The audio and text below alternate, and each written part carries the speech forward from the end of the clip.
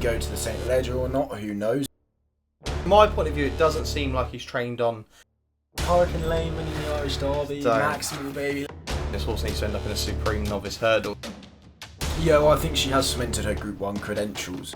I wrote this horse off and I regret doing so now because I actually...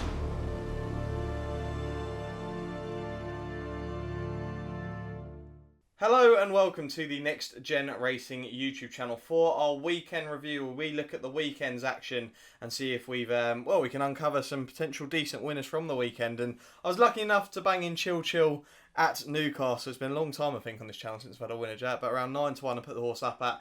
It was actually a really decent performance from Chill. I think he could go on to much bigger things. Sorry, she'll go on to much bigger things. But Jack, your weekend, do you have a good one? Yeah, it was a good weekend. Unfortunately, didn't manage to bang in any winners. I thought we got a little bit unlucky perhaps in the Irish Derby, which we'll come on to talk about. But no, great weekend as a whole. There we go, yeah, save yourself for the Eclipse. You'll have the winner of the Eclipse, I'm sure, on our weekend preview. But yeah, we're going to discuss all of the action. By the time this video's up, England have they'll either be winning or they'll be losing. Yeah, we're 2-0 up. We're 2-0 up. That's a prediction, by the way. So if Jack's absolutely nailed that, who knows? But this is going to probably go up at around half time, but we'll wait and see. But hopefully we will beat the Germans, but we'll wait and see. We'll go on to the Irish Derby first. We'll discuss that because that was the big one from the weekend. Won by Hurricane Lane. Frankie didn't make it easy aboard the Cocked Hat Stakes winner, Lone Eagle. Lone Eagle did put in a really decent performance. What did you make of the race? I loved it. I thought it was an absolute cracker. I mean, I thought Frankie had stolen it about a furlong out, but I think the best horse won on the day. Hurricane Lane showed some absolute gears there. Will he go to the LEGER or not? Who knows? That's definitely an option. Will they keep him at 1.5 miles? Again, not too sure. There was a lot of a kerfuffle going on in behind. Everyone was trying to work for some room. Mojo Star got a little bit unlucky in there, and of course they finished, I think it was 7 lengths behind the front two, so it was nice to see Hurricane Lane have the clear run down the outside, and it was a Buick masterclass. That's it. And Adele won the Epsom Derby. You got Hurricane Lane winning the Irish Derby, and a horse that finished behind Lone Eagle in the Cocked Hat Stakes, Yabir, has actually been gelded now. So I actually said that horse on better ground could become a decent type of horse and a group performer. So I'm going to be intrigued to see how Yabir gets on next time out. Now, what did we make of one horse in the race, and that was the favourite, High Definition? From my point of view, it doesn't seem like he's trained on as we would have liked him to potentially. He seems quite a lazy horse, and a horse that seems to take a lot of sort of encouraging to get going. I'm not 100% sure whether he is going to be a Group 1 performer like we all hoped he would have been. What about yourself? Yeah, it was intriguing. He just looked like a fish out of water from the word go, didn't he? He didn't look very straightforward at all. Of course, Ryan Moore had to get to work on him very early, but I don't know. I think, as you say, I don't know how much he's trained on. In size, he looks okay. He looks like he's filled out his frame all right, but I just don't think, ability-wise, I think others have just overtaken him, and that proved on Saturday. That's it. Yeah, let us know down in the comments what you made of the Irish Derby from the weekend. Now, we'll come back over this side of the season and look at the Northumberland Plate, which was the big handicap our side, and Nicholas T won that. Jim Goldie trained, and Ben Robinson rode the winner. Now, it was a great opportunity for Ben Robinson. It's a good opportunity in the Northumberland Plate for a few younger jockeys to get their name on the big stage on sort of terrestrial TV. A really great performance. I think 33-1. I think it went off double figure prices, and Trueshan was so well backed. I think the horse went off 5-2 for the race. Now, we were quite sort of confident Trueshan would run a big race. Finished I think 7th, was it? I might have been right, or somewhere around there.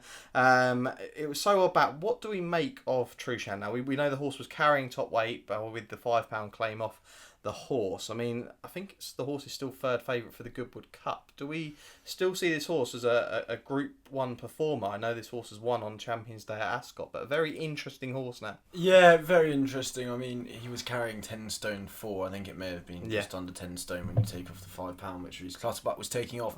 But nonetheless, I mean, he still ran a gallant race, I thought, with all that weight. I mean, he wasn't embarrassed. He still gave a good account of himself, and I mean, for 7-1 he opened up. I thought he actually gave an alright account. Of course, as you say, the big handicaps like the Northumberland Plate are brilliant for all these young jockeys, really, and the ones who are coming up and through. And yeah, I mean, Trueshan, is he a Group 1 performer? I'd be a bit sceptical if he's a Group 1 performer. I mean, obviously he's won a Group 2, but I think he's kind of a more Group 2, Group 3 performer these days, perhaps, than a Group 1 horse. Yeah, we're still waiting for that big clash on the downs between Subjectivist and Stradivarius, and our preview will be coming to you just towards the back end of July, and more details to come on that. Now we'll go away from Newcastle and some of the action from Newmarket on the July course. One of my favourite courses, actually, the July course. Outbox beating Logician. Now Logician obviously was an absolute star from 2 to 3, and then slowly he's gone on this little slight decline.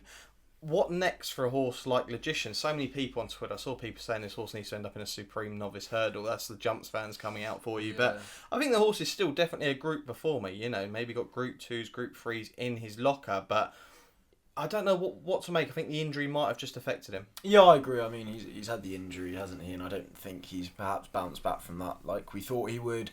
I mean, he's been beaten by Outbox, Yukon Glen, not exactly massive group performance. Yeah, they're nice Group 3 performance, but I think he may even be like warranting a listed winner, but I don't know if he's going to be claiming a group race anytime soon unless no one turns up. So I just say get him round Lingfield over 2 miles, get him on the all-weather and let him go there on a Class 4. There we go. It'll be interesting to see it, and potentially whether the horse might get sold. You never know. It's one of those a horse could get sold, but we'll wait and see. One that I was actually quite impressed with on that Newmarket card was the one from the maiden in the opening race on the July course, and that was In Spiral for the Gosden teams. Looked really, really impressive. Currently 50 to 1 for the 1,000 guineas, and Rab Havlin was raving on about this horse, saying they could have gone a lot quicker and this horse would have been even more impressive. So the horse is clearly going to be a sort of a mile to maybe even a mile and a half in time. She's out of by Frankel, out of a mare by Selkirk. Now Selkirk was a Group 2 performer, very consistent Group 2 performer back in the day, but I think potentially this horse for Cheveley Park could be maybe a classic contender. It's a bit early to call, but I think 50 to 1 this horse looks very, very nice. But that was one that I've definitely taken note of from the weekend. Now we'll go on to the Sunday from the Curragh, and a horse that I actually wrote off, which I regret doing now. But it was a really great battle between Thundering Knight and Santa Barbara in the Pretty Polly Stakes. Like I say, I wrote this horse off, and I regret doing so now because I actually went back and you texted me saying, maybe we were too quick in saying that Thundering Knight should be winning this race, but it was a very good performance from the winner. Potentially the Nassau Stakes could be next. That's where I'd potentially send Thundering Knight. So Santa Barbara, maybe a horse. We keep giving this horse chance. I don't like doing it. It's like a horse that you're following off a cliff, but I do think that she could potentially be a decent performer in time and maybe sort of still improving steadily throughout her races. Yeah, well, I think she has cemented her Group 1 credentials at the weekend. I mean, it was the first time really we'd seen her give a good account. Of course, she hadn't lived up to her name in either the Oaks or the Guineas, and I thought she ran a great race. She did have every chance, though. I mean, Shane Cross, I really like Shane Cross as a jockey, but he probably shouldn't have had the whip in his right hand because it allowed Santa Barbara to come through, and if she was good enough, she gets up on the day. And she didn't. I mean, as you say, will she be going to the Nassau? Not sure, because you've got Joan of Arc as well. She holds an entry. She holds an entry just about everywhere at the minute. It's ludicrous. But no, it's interesting to see where they go with her. Will I be giving her another chance? It kind of depends. They obviously know that mile and a quarter is her optimum trip, and that's where I would want her to stay wherever she goes. That's it, yeah. I mean, Aidan did talk after the race saying about his horses and potentially a Nassau for Santa Barbara.